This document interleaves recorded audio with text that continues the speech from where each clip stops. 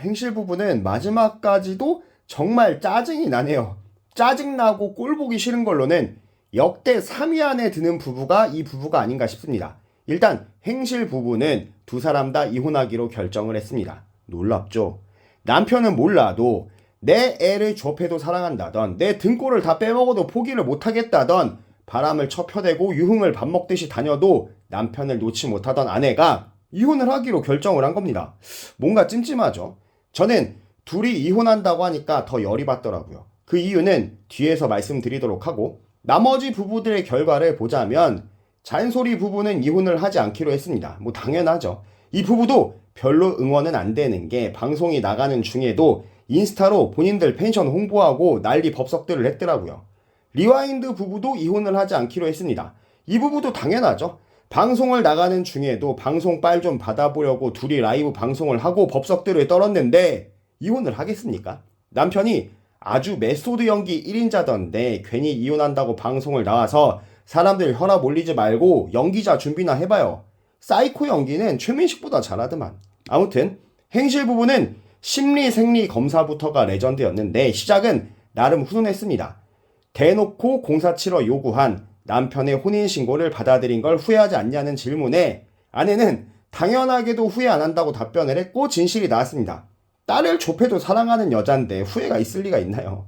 이어 결혼 생활 동안 단 한 번도 남자 문제가 없었냐는 질문에 아니라고 대답한 아내. 하지만 거짓이 나왔습니다. 둘 다 얼굴답지 못하게 이성관계가 왜 이러죠?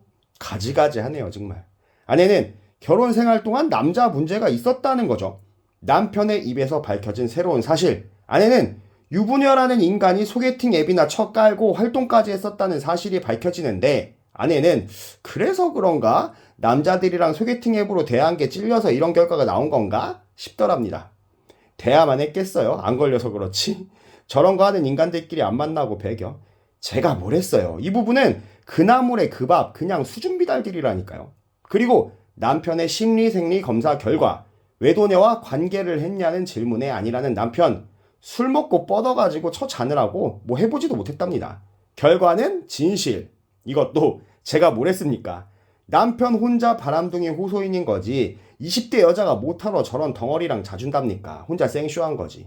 업소녀들이랑 놀고 거기서 번호 따고 혼자 질척거리면서 연락이나 한 거죠. 돈도 없고 능력도 없고 그런 남자가 바람은 무슨 바람. 바람도 돈이 있어야 피든 말든 하죠. 한 1000번 들이대서 한두 번 성공한 걸로 치명적인 바람둥이인 척 했던 게 참 웃기네요. 이어서 최종 조정. 남편이 아내한테 혼인신고하자고 한 건 대놓고 공사 치려고 한 거다. 어디서 주워들은 얕은 법지식으로 혼인관계를 이용해서 뜯어먹으려고 한 거다. 제가 저번 리뷰에서 추측을 했었던 건데 이 부분이 최종 조정에서 낱낱이 밝혀집니다.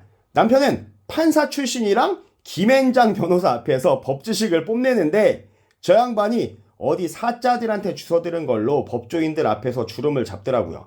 남편의 유책 사유인 외도와 유흥업소 출입으로 아내 측에서 5천을 주장을 하자 남편 측은 외도녀와 관계가 없던 걸로 좀 깎아보려고 하는데 아니 남편이 하고 싶었는데 외도녀가 안 해준 거지 유부남이랑 여자랑 모텔 간 게 죄가 아닌가?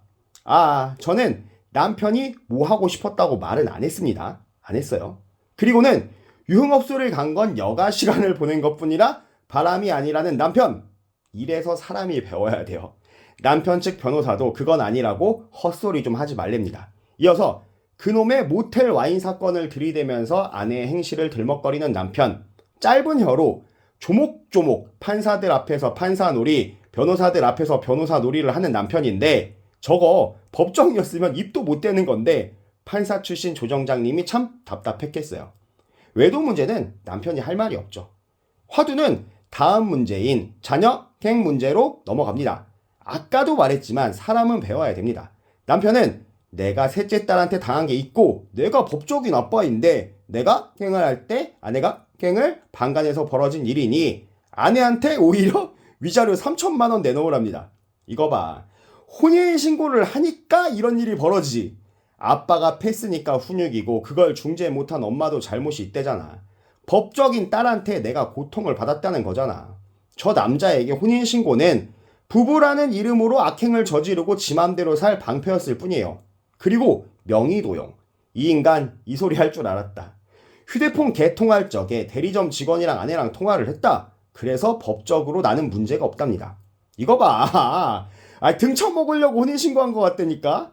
남편은 생각보다 굉장히 영악한 사람이에요. 능지가 좀 딸리는 아내를 이용해 먹는 방법을 정확하게 알아요.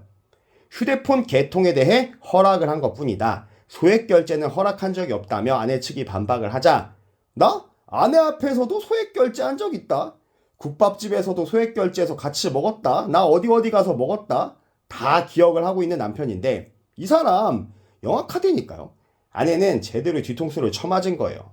남편 측 변호사가 소액 결제에 대한 부분은 아내 쪽도 인지를 했을 만한 정황들이 보이니 위자료를 3천으로 깎는 건 어떠냐며 쇼부를 놓자 내 법지식이 먹혔다는 듯 뿌듯하게 웃는 남편. TV 보면서 진짜 욕 나왔어요. 저 이 장면 보고 책상 주먹으로 내리쳤습니다. 외도는 빼박이라고 느끼기는 하는지 아입행으로라도 위자료를 깎아보려는 남편.